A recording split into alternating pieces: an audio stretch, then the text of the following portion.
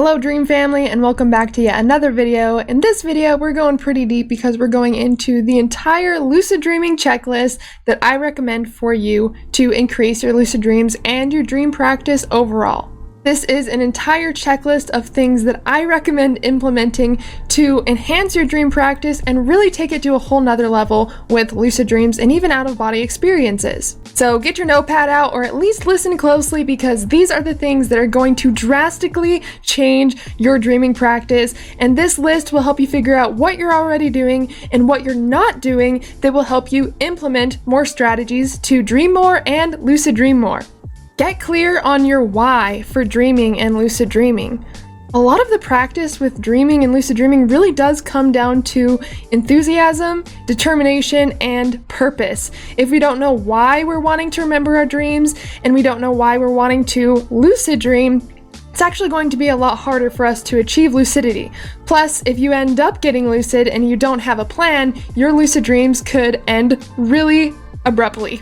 So what I recommend doing is getting out a paper and writing down all the reasons you want to dream, all of the reasons you want to lucid dream, and what you plan to do in your lucid dreaming experiences.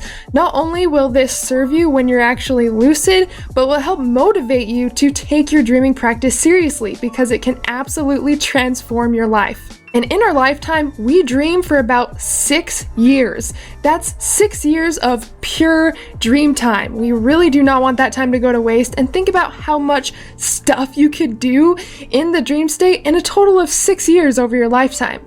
And if you've been a part of the channel for a long time, you will know so many things that you can do in the dream state, and a lot of the things that I've used lucid dreaming for to completely transform my life. So getting clear on your why for dreaming and lucid dreaming is so important, and that's one reason why it's number one on this checklist. Use your dream journal every single morning right after you wake up. It's very hard to maintain a dreaming practice, let alone lucid dream, if we don't write down our dreams every single morning. This isn't something that you're just going to want to do when you do have a dream to write down.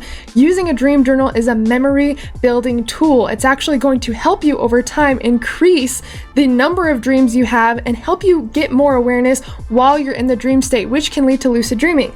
Plus, not only does dream journaling help with actually building up your dream recall, but it helps you spot dream signs and patterns that you could use to help you get lucid. And even if you don't remember a dream in the morning, you still want to write down the date and the time in your dream journal and write exactly that you didn't remember any dreams tonight, or you can even write down things that you remember during sleep. Your dream journal doesn't just have to be used for dreams. You can write down anything that you remember from your sleep. Again, this is a memory building tool. It's helping you remember what happens during your sleep. So if you're just getting a dream journal and you haven't remembered dreams for a while, you'll want to practice writing in it every single day, and this shows your brain it's actually a priority to remember your dreams, and you're going to notice that the amount of dreams that you have increases the more you use your dream journal, and they also become more meaningful and profound because your subconscious knows that you're listening because you're taking the time to write your dreams down. Build your dream recall by practicing morning recall techniques and nightly affirmations. Along with writing in your dream journal as soon as you wake up, you want to try to probe your mind to see what memories you can recall from sleep. So aside from just trying to write down anything you can remember in the morning in your dream journal, before you even get out of bed, you want to take some time to close your eyes and allow the memories from your sleep and your dreams to come to you. You can also probe your subconscious mind with asking questions. What did I dream about? Where was I last night? Who was I with? Do I remember any thoughts, feelings, or images from my sleep? You'll be surprised at how much actually starts to come back to you when you start to ask yourself those questions. Lucid dreaming and dreaming practice does take some work. We all dream every single night, but we don't try to remember our dreams, so our brain doesn't think it's a priority to us. Our brain has 3 jobs: to seek pleasure, reduce pain, and to be efficient. It's not very efficient for our brain to recall tons of dreams if we're not going to use them in any way or even write them down. So as soon as you wake up, you want to turn off your alarm and just lay in bed for a couple minutes and ask yourself some questions to help bring back some of that dream memory. And even after that, if you don't remember anything at all, just write down anything that happened during sleep. If you woke up to go to the bathroom, or you remember getting a song stuck in your head at 4 a.m. And if you don't remember anything at all, just simply write down, I didn't remember any dreams last night. This will show your brain it is a priority to remember your dreams, and over time you will start to recall more and more information. Look for dream signs in your dream journal consistently, at least weekly. One of the main reasons people lucid dream is because they have an increased conscious awareness in their dreams. If you're having dreams about the same thing over and over, you can use that as a lucidity trigger. That basically means that anytime you run into that thing, you do a reality check or you ask if you're dreaming. For example, my main dream sign is that I am in school. I dream that I'm in school maybe 3 to 4 times a week at least. So now my lucidity trigger is school. And since I'm not in school in waking life, if I'm in a school, I must know that I'm dreaming, right? So in waking life, anytime I drive past a school, anytime I think about a school, anytime I have to go into a school for whatever reason, I must ask if I'm dreaming and I must check if I'm dreaming. This will habitually create the habit of checking if I'm dreaming the next time that I dream that I'm in a school. You don't have to review your dream signs daily. I would recommend doing it at least weekly. That way you can go through your dream journal and see what you're dreaming about the most and create a lucidity trigger out of that. Create lucidity triggers around your dream signs so you do a reality check anytime they appear in your awareness in waking life or during dreams. So we just talked about this, but for anybody who doesn't know what a lucidity trigger is, it is basically something triggering you to do a reality check. A reality check is simply that. You're checking your reality to see if you're awake and dreaming. And I do have a lot of videos on this. One of my favorite ways is to count my fingers, because in your dream, you probably will not have the same hands. You might have more fingers or less fingers than usual, and that is a clear sign that you are dreaming. So figure out what your main dream signs are, what you're dreaming about the most, and then anytime you see those things, hear about those things, think about those things in waking life, you want to habitually check if you are dreaming. That will create the habit next time you're dreaming of that thing to check if you're dreaming, and that leads to a spontaneous lucid dream. Practice the weird technique during the day using critical awareness and reality checks. So the weird technique is basically just doing a reality check anytime you run into something weird or odd in waking life. Most of our dreams are weird or odd in some way, right? But most of us don't have lucid dreams because we never question anything that happens in waking life, and our dreams are just reflecting to us how we're living in waking life. So if you want to have more awareness and use more critical thinking in your dreams, you need to start building that habit in waking life. So the next time you're going about your day in waking life and something's weird or something odd happens or something unexpected happens, stop and ask, could I be dreaming? How do I actually know that I'm awake right now? And do a couple reality checks. This will help you build your critical thinking skills. That way, next time you dream of something really odd or weird like flying cars or talking animals, you're more likely to question it because you've gotten in the habit of questioning it in waking life. Do at least 10 reality checks daily using mental questions and physical checks. Reality checks are extremely important if you want to build the habit of lucid dreaming, especially spontaneous lucid dreams.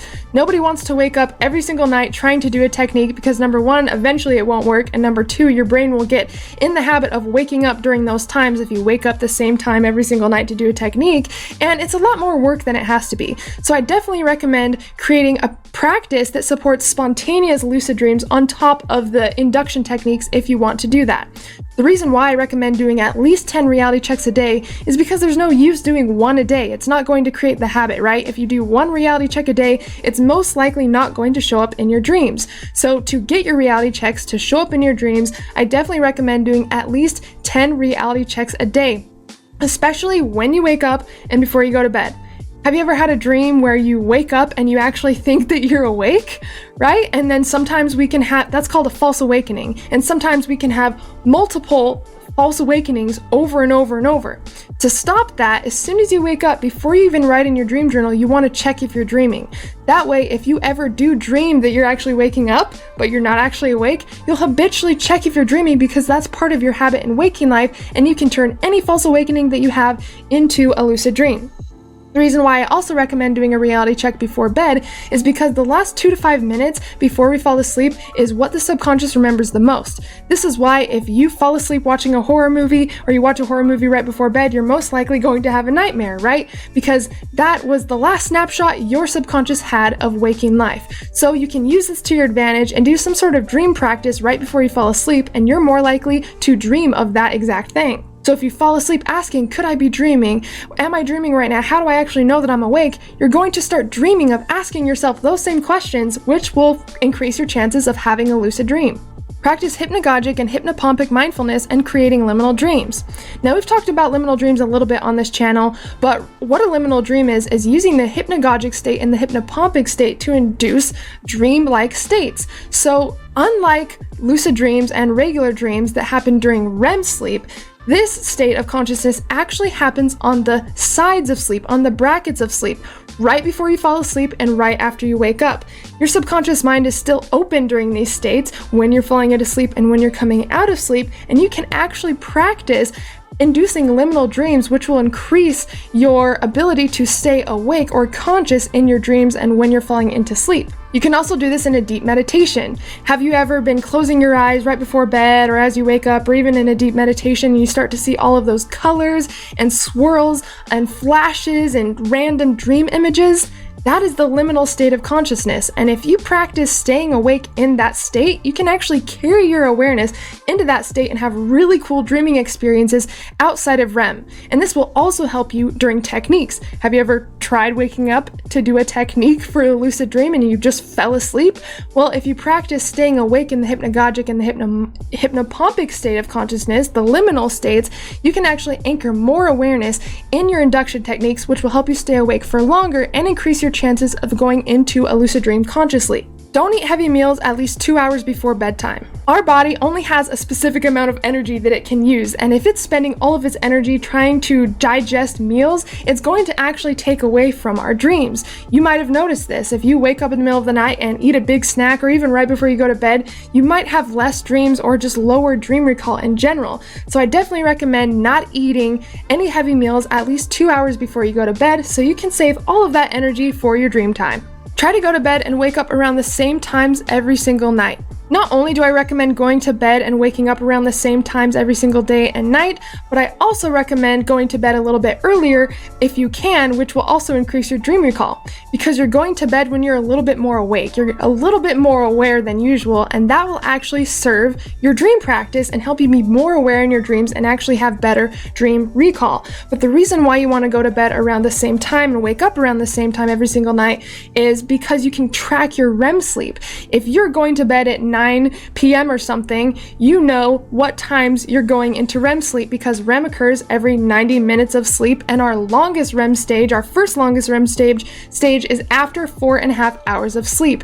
If you're going to bed at random times all the time, it's going to be really hard to track your REM sleep because your REM is happening at different times every single night. So I definitely recommend implementing this into your dream routine and going to bed around the same time every single night and waking up around the same time every single morning if you can. This will really help your dream practice. And again, you can always go to bed a little bit earlier if you want to have a higher chance of lucid dreaming. Try meditating before bed or as you're drifting off to sleep. Meditating before bed has drastically improved my lucid dream practice and my dream recall in general, because meditation is awareness, right? And that's exactly what we need to have for our lucid dream practice. And just like I said, how the last 2 to 5 minutes before bed is what is carried over into your dreams, if you're practicing pure awareness and you're in a deep meditation, you're going to be more aware in your dreams. You can also repeat affirmations in your mind when you're meditating before bed, and you can even imagine the dream that you want to have and play that out really vividly before you fall asleep. So I definitely recommend not just wasting that time before you fall asleep and actually using it to enhance your dream practice in some way. Intend to recall your dreams and think about it as you fall asleep. So that's another thing that you can do in your meditation as you're falling asleep, is intending to remember your dreams. It's very important to try to remember your dreams and to intend to remember your dreams, because if you just zonk out and you don't even care about trying to remember your dreams, that is going to your subconscious mind, and your brain, again, is not going to think it's very efficient to recall all of the dream memory that you had that night and save it for you when you wake up if you're not even going to use it. So when you're falling asleep, I definitely recommend saying an affirmation that will help you remember dreams if you're still working on dream recall. My favorite one is, tonight I'll remember my dreams, I have excellent dream recall. And I say that at least 21, maybe 10, 21 times before I fall asleep, or I just say it as I'm falling asleep until I fall asleep, along with a visualization that I'm using, or I just practice awareness and I say that affirmation. That's the one I always use. It works for my clients, it works for my friends. You can always change it up if that works best for you, but I found that one works the absolute best for me. And again, it is, tonight I will remember my dreams, I have excellent dream recall. Use the last hour or two of wakefulness to be focused on relaxation and or mindfulness. So to have a dream practice, it's a lot more than just dreaming when you're sleeping. You want your waking life to also support your dream practice, and that's why we write in our dream journal, and that's why we practice awareness techniques like reality checks and the weird technique. But going to bed, it should be a sacred practice for dreamers. We're going into another realm of consciousness. Your bed should be seen as your dream temple. Think about all the amazing experiences that happen in your bedroom, in your bed, regarding your dreams and your out-of-body experiences and your meditations. So you should almost initiate yourself into sleep. So part of my practice is I like to do yoga, I like to read books before bed, especially dreaming books. I like to have a nice cup of tea, and I create a ritual out of it. That's part of my dreamy ritual, is initiating myself into sleep. And again, what you do right before bed is going to go into your dreams. It's going to go into your subconscious. So I don't recommend just watching a horror movie or some random movie unless you really do want to dream about it. But for me, I want to make an intention before I go to bed, what I want to experience, and I also want to make sure my body is relaxed enough where I can fall asleep easily.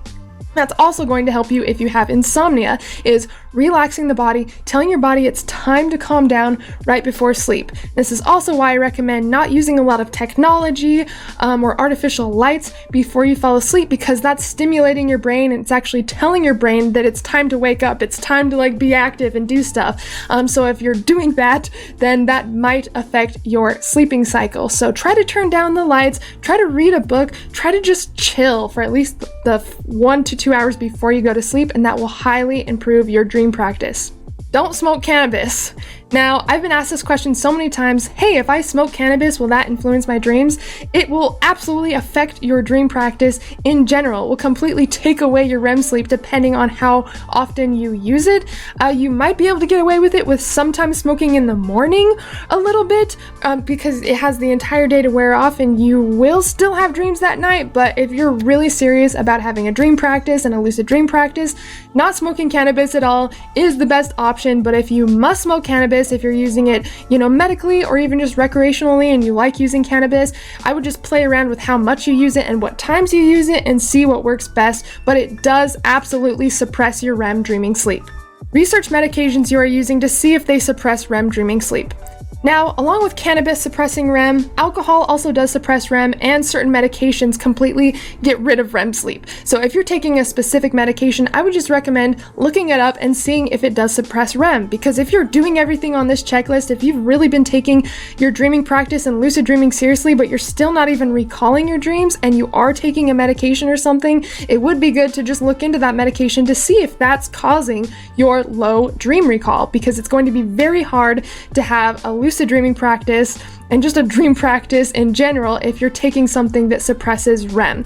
Even if you don't have to stop taking it, even if you can't stop taking it and you do need it, it's good to know at least what is affecting your REM dreaming sleep. So I'd definitely look into that if you're taking any medications. Eat foods high in tryptophan. Now, a lot of people take melatonin supplements right before they go to sleep, right? But there's so much melatonin in such a condensed small supplement that our body actually can't break it down properly, and it can actually disrupt our sleeping cycle. So what I recommend doing instead of taking a melatonin supplement is getting melatonin from natural food sources, and this will come in the form of tryptophan.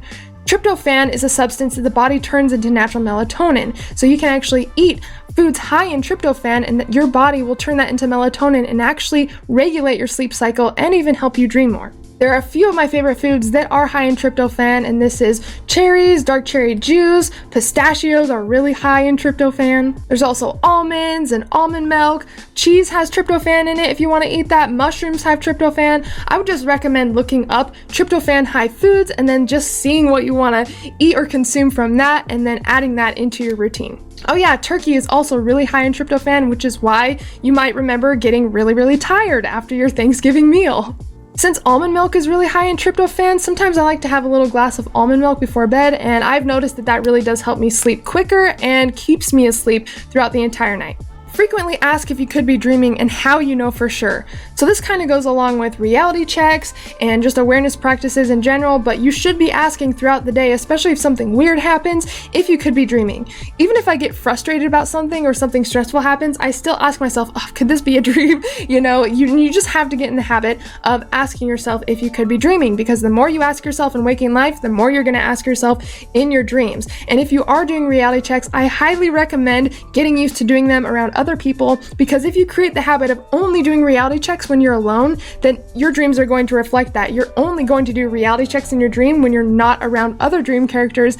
And obviously we do not want that, so try to do reality checks no matter what, regardless of where you are, regardless of who you are around. And there are more low-key ones, and I actually do have a video on like low-key reality checks that you can do in public, but I would just recommend getting used to doing that, because lucid dreaming is a lifestyle, and this is one of the things that it requires if you want to enhance your dream practice overall. Practice decoding and interpreting the symbolism of your dreams. A lot of people think that they can't use their dreams if they're not lucid dreaming, but there's actually so much symbolism in our dreams all the time. The subconscious is always speaking to you. The subconscious mind is basically just writing you letters in the form of images, and that's what we call our dreams. So if you want your dreams to be more symbolic and more profound, then start using them before you even have a dream practice. I did do a workshop where I taught you guys how to decode and interpret your dreams, so if that's something you're interested in, you can find it in my Teachable link, and it is the Intro to Dreaming 4-day workshop. And also, to go on this, you can always fall asleep with a question or something that you're trying to solve in waking life, and your dreams will actually help you and respond to you and give you really divine insight even before you have a lucid dream. So all dreams are so important, and there are so many messages in basically all of our dreams. Try different lucid dreaming induction techniques at different times to experiment. If you're doing the same lucid dreaming technique every single night and waking up at the same time and doing the same method, it can only go so far. And eventually it will probably stop working, because if you're waking up at 4 a.m. every single night, then your brain is going to start creating a mental alarm clock to wake up at that time and to exit out of REM. And we don't want to stimulate our brain habitually because we're waking up at the same time. So if you are going to use induction techniques, along with the spontaneous lucid dream practice that I do recommend, then you definitely want to try different lucid dreaming induction techniques at different times on different days. I don't recommend doing them every single day, because that's just going to disrupt your sleeping cycle. So play around with it, play around with tons of different techniques, and feel free to create your own. You never know, you could find a technique that you've never heard of that you created that works for you almost every single time. Practice inducing sleep paralysis or waking up in REM consciously. Now, this is a topic that I love so much because I actually love inducing sleep paralysis, and this is also known as the vibrational stage. This is used as a gateway in out-of-body experiences as well. And you don't have to induce this if you want to, but I highly recommend getting used to it, because it's helping you become aware as your body is asleep,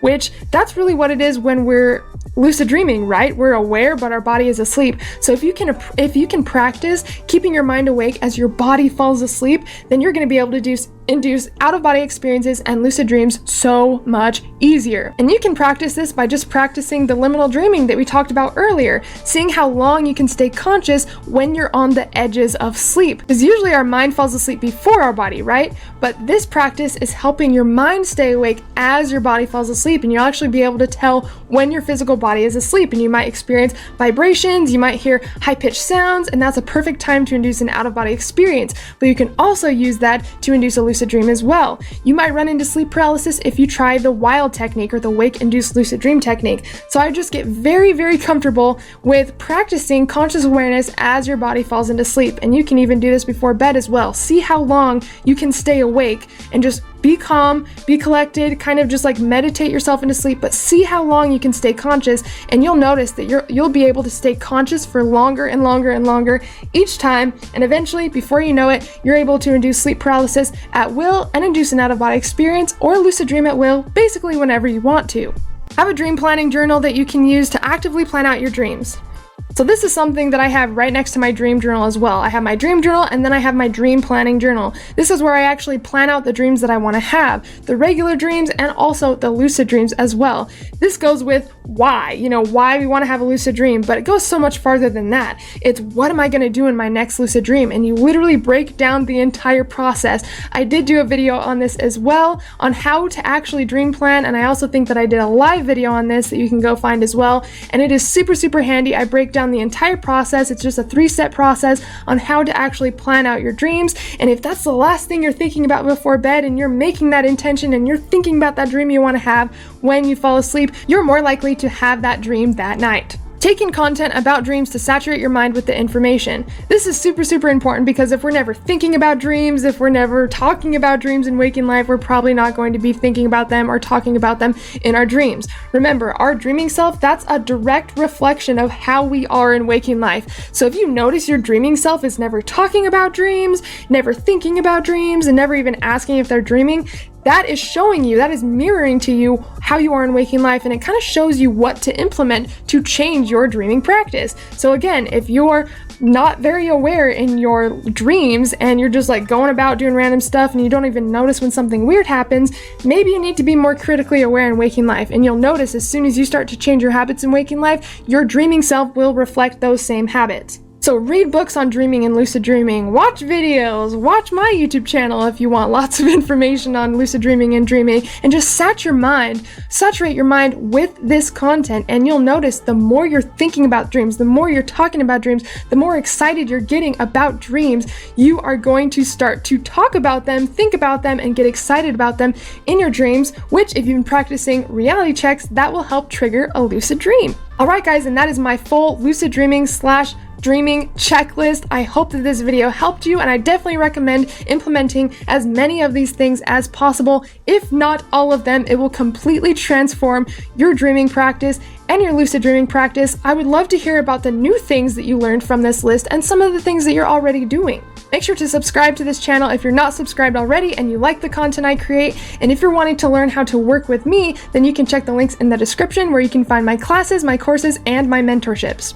Alright guys, I hope you have an amazing day and night, and as always, I'm sending you endless love and endless lucidity.